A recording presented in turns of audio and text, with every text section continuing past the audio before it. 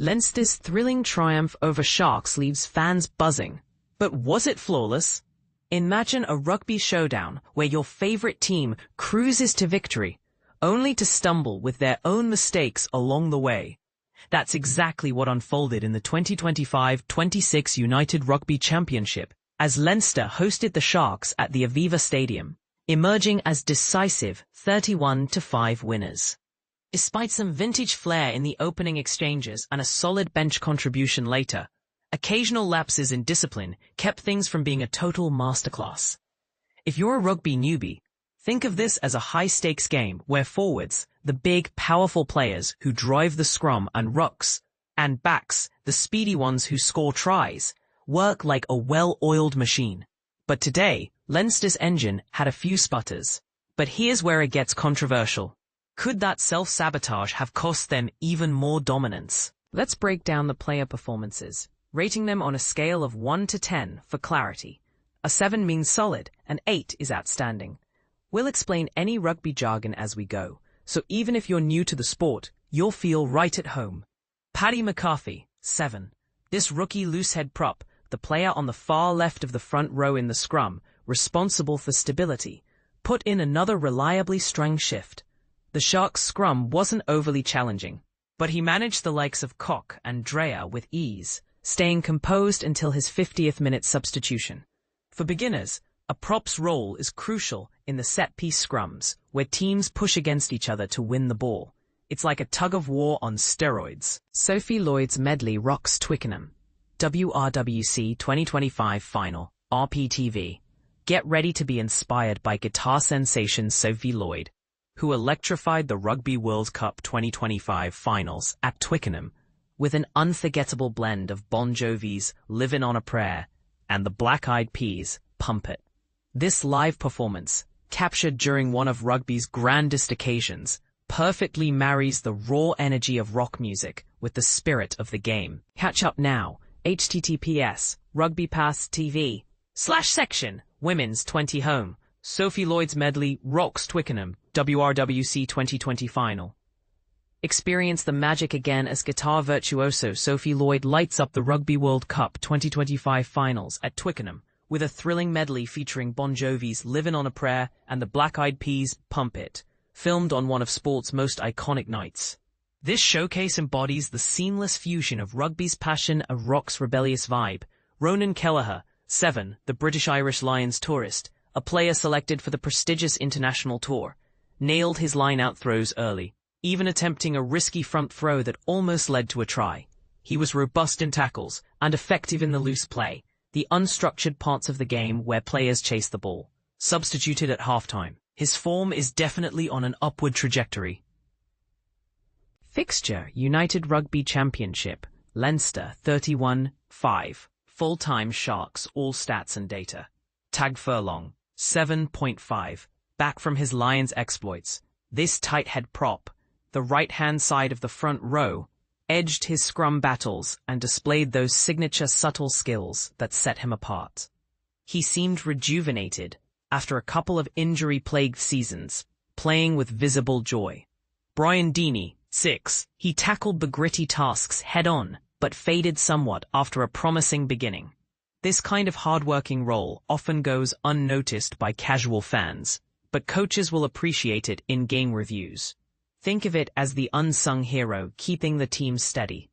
Ryan Baird, 7.5. He ruled the lineouts, the jumps to catch thrown balls, like a high-altitude volleyball spike, powered through carries, and added a fierce physical presence that shifted the game's momentum toward Leinster. Alex Soroka, 7.5. An electric force early, he nearly executed a stunning chip and chase, kicking the ball ahead and chasing it down. His partnership with Deegan paved the way for Osborne's try, though a few handling errors held back a higher score. His enthusiasm energized the whole team.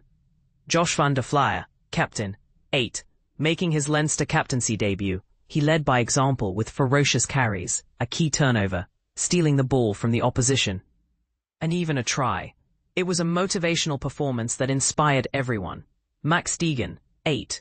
His passing was precise, despite a clangor of a pass just after half-time. He made amends with a clever dummy run, for the bonus point try. Often under the radar, this was a standout effort from a player who bridges the forwards and backs. Finton Gunn, 8.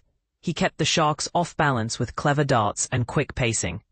His assist for Van der Flier's try showcased his sharpness, bravery, and unpredictability. A true emerging talent. Harry Byrne, 6. Returning to Leinster's starting lineup for the first time in the regular season since 2024, after time with Bristol Bears.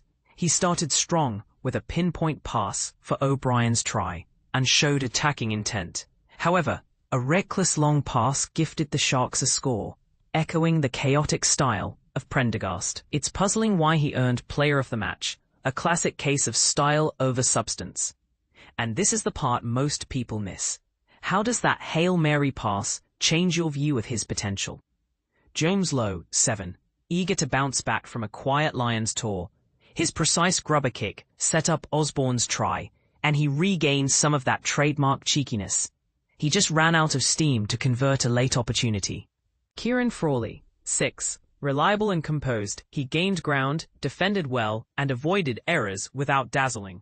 Sometimes, being the steady glue in the team is exactly what's needed. No heroics, just solid contribution. Robbie Henshaw, 6. Improved from last week with smart plays and better attacking rhythm, but a hamstring strain in pursuit of Julius ended his night prematurely after half-time.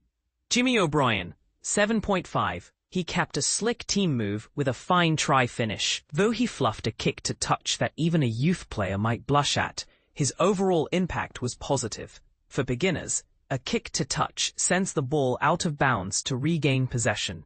Jamie Osborne, 8. He finished his try elegantly with an inside step off Lowe's perfect kick.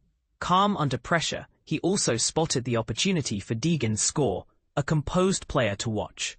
Replacements. Gus McCarthy, 7. Coming on for Kelleher, he quickly scored a short-range try. While the scrum weakened in the second half, he toiled effectively in loose play. Jack Boyle, 5. His late yellow card contributed to a chaotic scrum spell, derailing Leinster's rhythm. Thomas Clarkson, 6. He didn't stabilize the scrum, which had previously been dominant.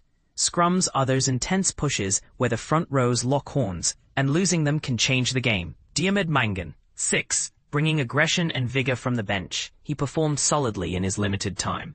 James Colhane, N.A., entered too late to be rated. Luke McGrath, 6.5. Solid defensively, especially in the tackle, leading to Cooney's intercept, snatching the ball from an opponent's pass. He added control when required. Hugh Cooney, 7. Sharp and opportunistic, his intercept halted a Sharks attack. He'll be happy with his role in sealing the win. Joshua Kenny, N.A., not on field long enough for a rating, but he showed promising speed. Definitely one to keep an eye on. There you have it, a win that highlights Leinster's strengths, but also those moments of controversy that keep fans debating. Do you agree with Byrne's low rating, despite being player of the match? Is self-sabotage like that yellow card a bigger issue than we think? Share your thoughts in the comments. Does this reflect on Leinster's overall strategy, or is it just part of the game's unpredictable charm? We'd love to hear your take.